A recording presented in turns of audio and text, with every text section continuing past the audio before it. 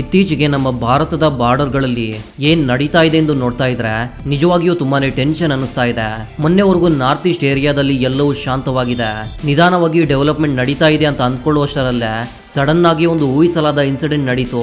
ಮೊನ್ನೆ ಅರ್ಧರಾತ್ರಿ ನಮ್ಮ ಭಾರತ ಮತ್ತು ಮಯನ್ಮಾರ್ ಬಾರ್ಡರ್ ನಲ್ಲಿ ನಡೆದ ಒಂದು ದೊಡ್ಡ ಅಟ್ಯಾಕ್ ಅನ್ನ ನೋಡಿದ್ರೆ ಇದು ಕೇವಲ ಮಣಿಪುರದ ಸೇಫ್ಟಿಗೆ ಅಲ್ಲ, ನೇರವಾಗಿ ನಮ್ಮ ಭಾರತದ ಸೆಕ್ಯೂರಿಟಿಗೆ ಒಂದು ದೊಡ್ಡ ಸಮಸ್ಯೆಯನ್ನ ಕ್ರಿಯೇಟ್ ಮಾಡುತ್ತದೆ ಅನಿಸ್ತಾ ಇದೆ.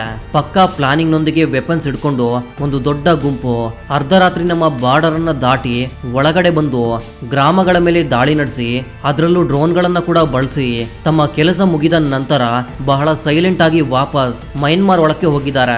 ಅವರ ಬಿಹೇವಿಯರ್ ಅನ್ನ ನೋಡ್ತಾ ಇದ್ರೆ ಇದೇನೋ ರೊಟೀನ್ ಆಗಿ ನಡೆಯುವ ಗಲಾಟೆ ಅಂತ ಅನಿಸ್ತಿಲ್ಲ.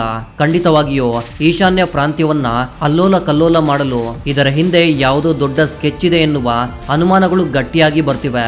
ಲೇಟೆಸ್ಟ್ ರಿಪೋರ್ಟ್ ಏನಪ್ಪಾ ಅಂದ್ರೆ ಭಾರತ ಮಯನ್ಮಾರ್ ಬಾರ್ಡರ್ ಗಳಿಗೆ ಬಹಳ ಹತ್ತಿರದಲ್ಲಿರುವ ಮಣಿಪುರದ ಕಾಂಜಾಂಗ್ ಏರಿಯಾದಲ್ಲಿ ಈ ಗ್ರೂಪ್ ಸರಣಿಯಾಗಿ ಗ್ರಾಮಗಳ ಮೇಲೆ ಬಿದ್ದು ದಾಳಿ ಮಾಡಿದ್ದಾರೆ. ನಂಬ್ಲಿ, ವಾಂಗ್ಲಿ, ಚೋರನ್ ಅಂತಹ ಊರುಗಳನ್ನ ಟಾರ್ಗೆಟ್ ಮಾಡಿದ್ದಾರೆ. ಮೊದಲು ಆಕಾಶದಲ್ಲಿ ಡ್ರೋನ್ಗಳು ಕಾಣಿಸ್ಕೊಂಡಿವೆ. ಆ ಡ್ರೋನ್ಗಳ ಮೂಲಕ ಊರಿನ ಜನರ ಮೂವ್ಮೆಂಟ್ಸ್ ಮತ್ತು ಸೆಕ್ಯೂರಿಟಿ ಫೋರ್ಸ್ ಎಲ್ಲಿದ್ದಾರೆ ಎಂಬುದರ ಬಗ್ಗೆ ಪೂರ್ತಿ ಪರಿಶೀಲನೆ ನಡೆಸಿದ್ದಾರೆ. ಆ ನಂತರ ಭಾರಿ ಪ್ರಮಾಣದ ಮಾಡ್ರನ್ ಆಯುಧಗಳನ್ನ ಹಿಡಿದು ಈ ದುಷ್ಕರ್ಮಿಗಳು ಊರುಗಳ ಒಳಕ್ಕೆ ನುಗ್ಗಿದ್ದಾರೆ.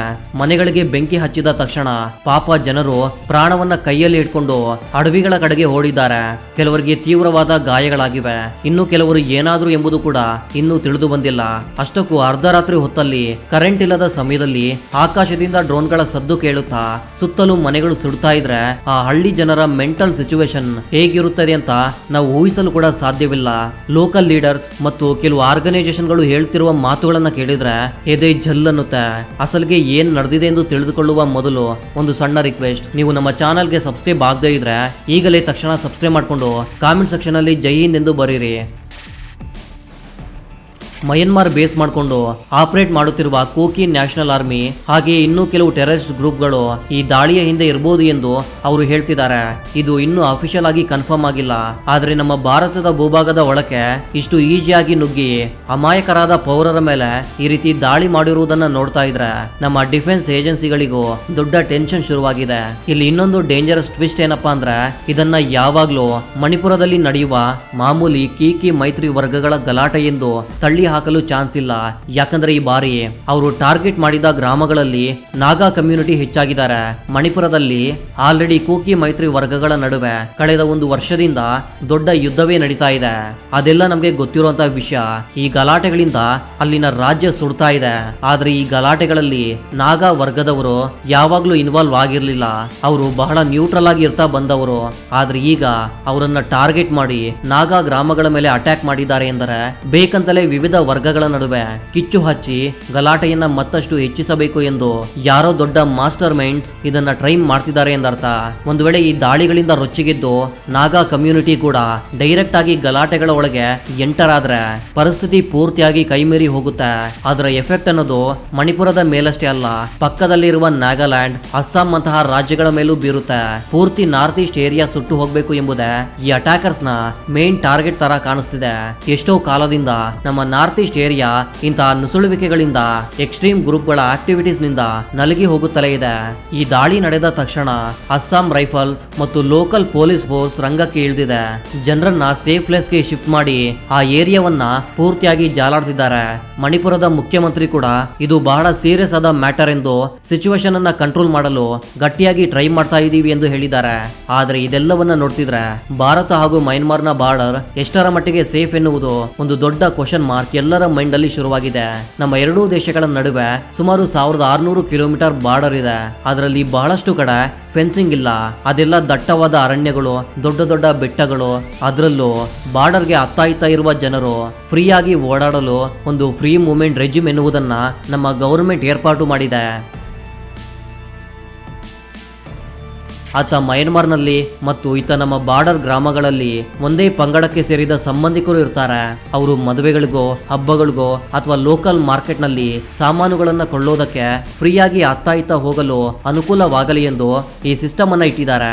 ಪಾಪ ಲೋಕಲ್ ಜನರ ಅವಶ್ಯಕತೆಗಳಿಗಾಗಿ ಈ ಸಿಸ್ಟಮ್ ಅನ್ನ ಇಟ್ರೆ ಈಗ ಈ ಭಯೋತ್ಪಾದಕ ಗುಂಪುಗಳು ಅದನ್ನ ತಮ್ಮ ಅಡ್ವಾಂಟೇಜ್ ಗಾಗಿ ಬಳಸಿಕೊಳ್ತಾ ಇವೆ ಎಂದು ಸೆಕ್ಯೂರಿಟಿ ಎಕ್ಸ್ಪರ್ಟ್ ಹೇಳ್ತಿದ್ದಾರೆ. ಇವರು ಹಗಲು ಹೊತ್ತಿನಲ್ಲಿ ಮಾಮೂಲಿ ಪೌರರ ತರ ಬಾರ್ಡರ್ ದಾಟಿ ಬರ್ತಾರೆ, ಎಲ್ಲಿ ಏನಿದೆ ಎಂದು ಪೂರ್ತಿ ತನಿಖೆ ಮಾಡ್ತಾರೆ. ರಾತ್ರೋರಾತ್ರಿ ವೆಪನ್ಸ್ ನೊಂದಿಗೆ ಬಂದು ಅಟ್ಯಾಕ್ ಮಾಡಿ ಮತ್ತೆ ಈಸಿಯಾಗಿ ಮಯನ್ಮಾರ್ ಅಡವಿಗಳ ಒಳಗೆ ಓಡಿ ಹೋಗ್ತಾರೆ. ಆತ ಮಯನ್ಮಾರ್ ನಲ್ಲಿ ಕೂಡ ಪರಿಸ್ಥಿತಿ ಏನು ಚೆನ್ನಾಗಿಲ್ಲ. ಅಲ್ಲಿ ಕೆಲವು ವರ್ಷಗಳ ಹಿಂದೆ ಮಿಲಿಟರಿಯವರು ಡೆಮೊಕ್ರಾಟಿಕ್ ಗವರ್ಮೆಂಟ್ ಅನ್ನ ಉರುಳಿಸಿ ಅವರ ಪವರ್ ಅನ್ನ ಕಿತ್ಕೊಂಡಿದ್ದಾರೆ. ಅಂದಿನಿಂದ ಅಲ್ಲಿ ಮಿಲಿಟರಿಗೂ ಮತ್ತು ಲೋಕಲ್ ಬಂಡಾಯಗಾರರಿಗೂ ನಡುವೆ ಯಾವಾಗ್ಲೂ ದೊಡ್ಡ ಸಿವಿಲ್ ವಾರ್ ನಡೆಯುತ್ತಲೇ ಇದೆ. ಬಹಳ ಏರಿಯಾಗಳಲ್ಲಿ ಮಯನ್ಮಾರ್ ಗವರ್ನಮೆಂಟ್ ಗೆ ಕಂಟ್ರೋಲ್ ಇಲ್ಲ. ಆ ದೇಶದ ಅರ್ಧದಷ್ಟು ಭೂಭಾಗ ಈಗ ಬೇರೆ ಬೇರೆ ಟೆರರಿಸ್ಟ್ ಗ್ರೂಪ್ ಗಳ ಕೈಯಲ್ಲಿದೆ. ಅವರ ಹತ್ತಿರ ಲೇಟೆಸ್ಟ್ ವೆಪನ್ಸ್, ಡ್ರೋನ್ಸ್ ಮತ್ತು ಸಾಕಷ್ಟು ಫಂಡ್ಸ್ ಇದೆ. ಆ ಫಂಡ್ಸ್ ಎಲ್ಲ ಡ್ರಗ್ಸ್ ಸ್ಮಗ್ಲಿಂಗ್ ಮೂಲಕ ಬರುತ್ತೆ. ಗೋಲ್ಡನ್ ಟ್ರಯಾಂಗಲ್ ಎಂದು ಕರೆಯುವ ಆ ಏರಿಯಾದಲ್ಲಿ ಡ್ರಗ್ಸ್ ಬಿಸ್ನೆಸ್ ಕೆಲವು ಸಾವಿರ ಕೋಟಿಗಳಲ್ಲಿ ಇರುತ್ತೆ. ಆ ದುಡ್ಡಿನಿಂದ ಅವರು ಚೈನಾ ಬ್ಲಾಕ್ ಮಾರ್ಕೆಟ್ ನಿಂದ ಅಡ್ವಾನ್ಸ್ಡ್ ಆಯುಧಗಳನ್ನ ಕೊಳ್ತಾರೆ. ಅದನ್ನ ಕ್ಯಾಶ್ ಮಾಡಿಕೊಂಡು ಈ ಸಶಸ್ತ್ರ ಗುಂಪುಗಳು ಬಾರ್ಡರ್ ಉದ್ದಕ್ಕೂ ಅಟ್ಟಹಾಸ ಮೆರೆಯುತ್ತಿವೆ. ಅವರಿಗೆ ನಮ್ಮ ಏರಿಯಾದಲ್ಲಿ ಕೂಡ ಸ್ಲೀಪರ್ ಸೆಲ್ಸ್ ಇರುತ್ತೆ. ಈ ಪೂರ್ತಿ ಗೊಂದಲದ ಎಫೆಕ್ಟ್ ಡೈರೆಕ್ಟ್ ಆಗಿ ನಮ್ಮ ಭಾರತದ ಮೇಲೆ ಬೀರುತ್ತೆ. ಅದರಲ್ಲೂ ಈ ದಾಳಿಯಲ್ಲಿ ಡ್ರೋನ್ ಗಳನ್ನ ಬಳಸ್ತಾ ಇದ್ದಾರೆ ಎನ್ನುವುದು ನಿಜವಾದ್ರೆ ಮಾತ್ರ ನಮ್ಮ ಸೆಕ್ಯೂರಿಟಿ ಫೋರ್ಸ್ಗೆ ಒಂದು ದೊಡ್ಡ ತಲೆನೋವಿನ ವಿಷಯವೇ. ಯಾಕಂದ್ರೆ ಭಯೋತ್ಪಾದಕರು ಕೂಡ ಈಗ ಬಹಳ ಹೈಟೆಕ್ ಆಗಿ ಹೋಗಿದ್ದಾರೆ. ಮಾಡರ್ನ್ ಟೆಕ್ನಾಲಜಿನ ಬಳಸ್ತಾ ಇದ್ದಾರೆ. ಕಳೆದ ಕೆಲವು ವರ್ಷಗಳಿಂದ ಪಂಜಾಬ್ ಮತ್ತು ಜಮ್ಮು ಕಾಶ್ಮೀರ್ ಬಾರ್ಡರ್ ಗಳಲ್ಲಿ ಪಾಕಿಸ್ತಾನದವರು ಡ್ರೋನ್ ಗಳ ಮೂಲಕ ಆಯುಧಗಳು, ಡ್ರಗ್ಸ್ ಮತ್ತು ಫೇಕ್ ಕರೆನ್ಸಿಯನ್ನ ಸಪ್ಲೈ ಮಾಡುವುದು ನಾವು ನೋಡಿದ್ದೀವಿ. ಅಲ್ಲಿ ನಮ್ಮ ಬಾರ್ಡರ್ ಸೆಕ್ಯೂರಿಟಿ ಫೋರ್ಸ್ ಎಷ್ಟೋ ಡ್ರೋನ್ ಗಳನ್ನ ಹೊಡೆದು ಉಳಿಸಿದ್ದಾರೆ. ಈಗ ಆ ಡ್ರೋನ್ ಗಳ ಟ್ರೆಂಡ್ ಈಶಾನ್ಯಕ್ಕೂ ಬಂದು ಬಿಟ್ಟಿದೆ ಎಂದರೆ ಪರಿಸ್ಥಿತಿ ಎಷ್ಟೊಂದು ಡೇಂಜರ್ಸ್ ಆಗಿ ಬದಲಾಗ್ತಾ ಇದೆ ಎಂದು ಅರ್ಥ ಮಾಡಿಕೊಳ್ಳಬಹುದು.